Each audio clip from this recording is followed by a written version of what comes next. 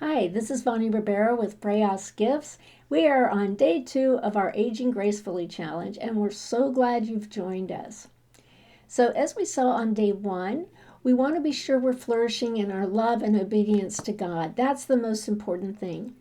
But there are other ways that we can flourish. And today we're going to look at the life of the Apostle John, and he flourished in 2 areas. He flourished spiritually, and then he also flourished in the physical realm, was very productive there, and did some really important things. So first of all, we're going to take a look at the spiritual flourishing of John, the Apostle John.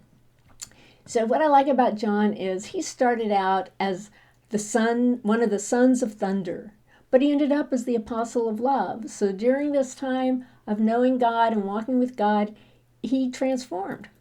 So let's take a quick look at his Sons of Thunder's day. Well, he was traveling with Jesus, and they were going through Samaria on their way to Jerusalem. And the Samaritans didn't really like the Jews. There was some, prejudice going on there.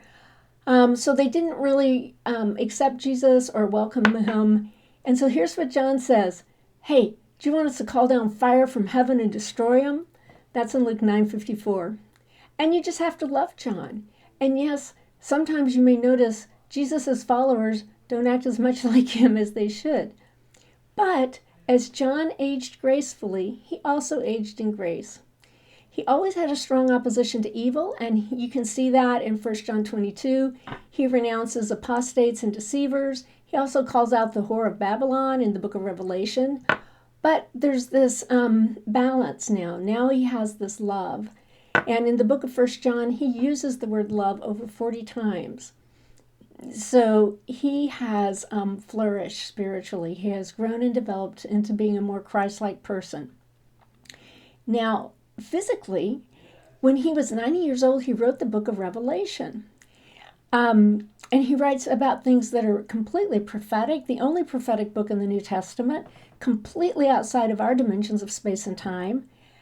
And, sometimes I wonder, as he aged, he was exiled in Patmos, the island of Patmos. And I wonder if he ever thought, why am I still here? All the other apostles have gone home to be with Jesus. But yet he still had his most important work to do. So no matter what our age, we should never wonder, why are we still here? If we're still here, we have a very important work to do. In John's case, he's just there in Patmos, and then all of a sudden he has this vision. Jesus shows up, he almost passes out, and we end up having the book of Revelation. He may have been wondering, can God use me later in life? You may be wondering the same thing. And then God uses John to write one of the most amazing literary creations ever written. With God, we can flourish. So, our task for today is number 1, believe that you can flourish. And we're going to look at flourishing spiritually first of all. So we see the transformation from John as he's ready to annihilate people, and now he loves them, even though he does call out the bad stuff.